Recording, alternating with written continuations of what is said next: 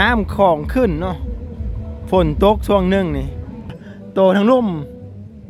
เทือกน้ำคลองท่วมเนาะทุกคนเนาะธรรมดาเริ่มฟ้อนเลยเนาะมันจะดมบ้านดงไม้ชื่ออย่างนี้สาว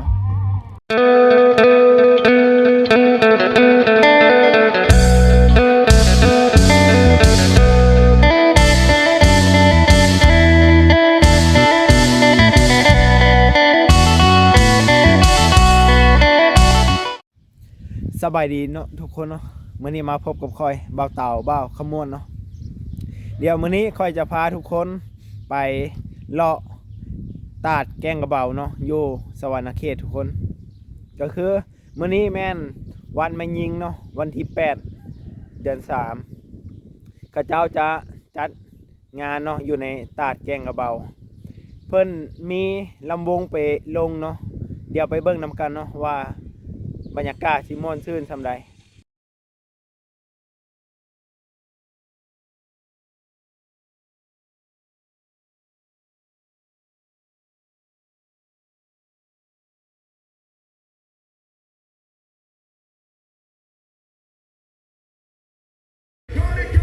เอาเนาะทุกคน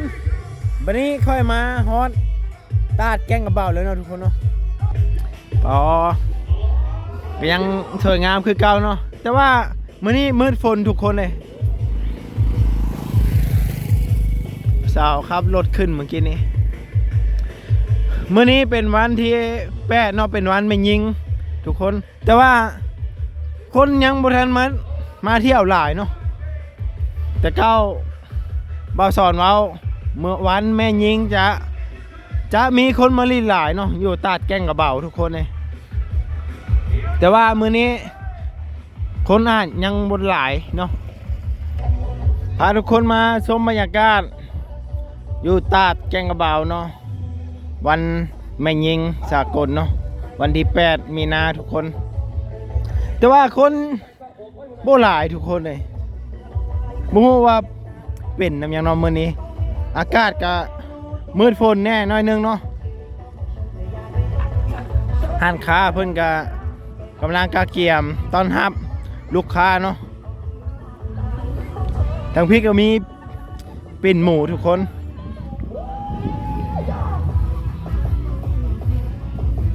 เดี๋ยวพาทุกคนมายังรอชมบรรยากาศเนาะ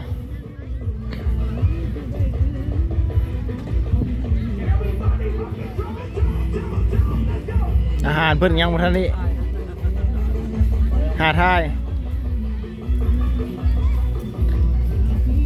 หลายห้านเนาะทุกคนเนาะอยู่ในตาดแกงกระเบานี่แต่ละห้านก็มีแนวของกินของภัยของมันเนาะประเภทของกินเนาะโอ้ทุกคนน้ำขึ้นแห้งทุกคน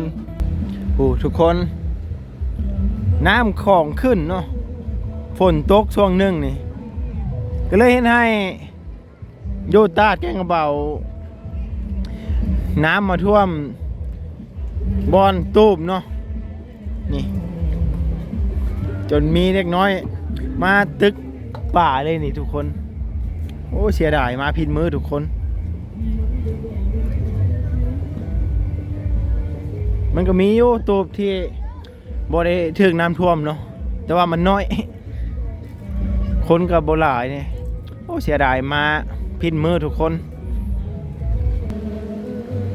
พี่ตูบทางนี้ตัวนี้เพื่อนเอาเตียงมาไว้เนาะเพื่อจะบริการนักท่องเที่ยวเนาะเพราะว่า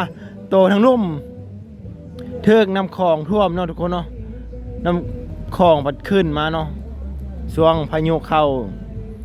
ทิศนี้มาบ่ถึงมือซ้ำทุกคนเริ่มคิดทุกคนเลยว่าฝนตกน้ำของขึ้นท่วมตูบอยู่ในบริเวณตาดแกงกระเบาเนาะก็เลยคนบ่หลายเนาะมื้อนี้มาพิดมือทุกคนมาถึงมือช่วงน้ำของขึ้นเนาะเพราะว่าพายุเข้าทุกคนน้ำคลองก็เลยขึ้นแน่เนาะเสียดายเด้มา ค่าจอดรถกับ20,000ผู้ทุกคนถือว่าแพงเนาะ20,000นี่ปกติประมาณ10,000นี่ก็ถือว่าโอเคเนาะอยู่ในจุดนี้กันจะมีก้อนหินใหญ่ทุกคน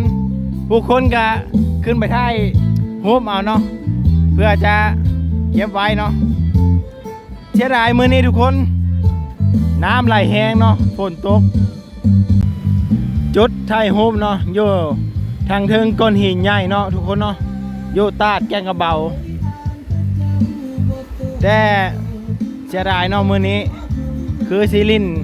น้ำบ่ได้เนาะถ้าลงไปเพราะว่าน้ำไหลแห้งทุกคนได้แต่นั่งลิ้นนั่งกินอยู่ในตูบเนาะวิวบรรยากาศตาดแกงกระเบาเนาะทุกคนเนาะ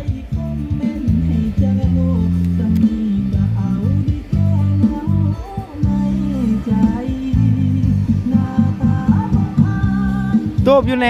ตาดนี่ก็ถือว่าหลายเนาะก็จะมีของไผ่ของมันเนาะมันจะเลี้ยงลงไปเลยเนาะทุกคนเนาะช่วงสงกรานต์นี่ก็ถ้าน้ำแห้งคนคือสิหลายทุกคนตาดแกงกระเบาก็ถือเป็นจุดท่องเที่ยวหลักๆเนาะแถวแขวงสะวรรณเขตทุกคนโกงกันข้ามกับแม่นจังหวัดมุกดาหารเนาะทางพุ่นก็มีท่องเที่ยวเนาะทุกคนเนาะคนค่อยไปก็มีตูบเลี้ยงอยู่ในแคมทางเลยเนาะทุกคนเนาะแต่ว่าจะบ่มีอยู่ในทางลุ่มทางตาดเนาะทางนะมื้อนี้ก็น้ำไหลแห้งเนาะทุกคนบรรยากาศมื้อนี้ก็อยากมึนๆแน่หน่อยนึงเนาะฝนตกช่วงเช้าตอนค่อยมาเนาะทางพี่ก็มีผู้สาวมาถ่ายรูปเนาะทุกคนเนาะก็คือเป็นจุดแหล่งท่องเที่ยวเนาะตาดแกงกระเบาอยู่ในบ้านแกงกระเบาเมืองไซบุรีแขวงสะวรรณเขตเนาะทุกคนเนาะแต่ว่าเสียดายเนาะมื้อนี้น้ำคลองขึ้นทุกคนก็เลยบ่ค่อยมาหลายปานใดเนาะมาสัมภาษณ์สาวลำวงเนาะทุกคนเนาะมาพี่ก้อนสาวสัมภาษณ์เนี่ยโอ้น้องสาวคนงามมาฟอนลำวงเนาะทุกคนเนาะ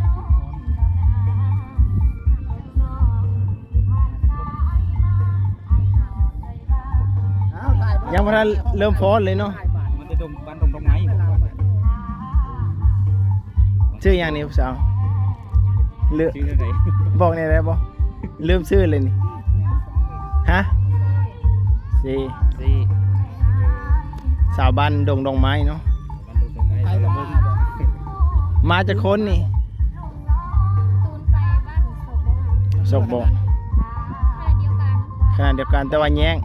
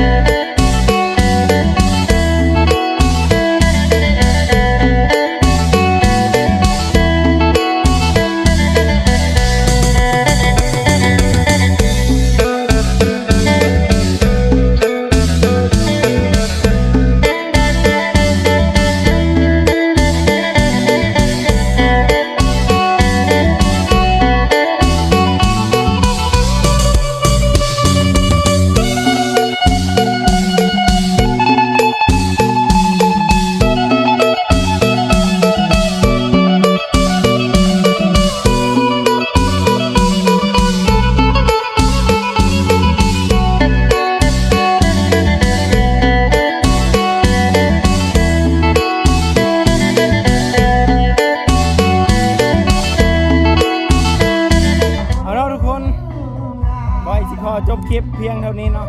ฝากติดตามกดไลค์กดแชร์เพื่อเป็นกำลังใจเฮ็ดคลิปต่อไปเนาะทุกคนเนาะ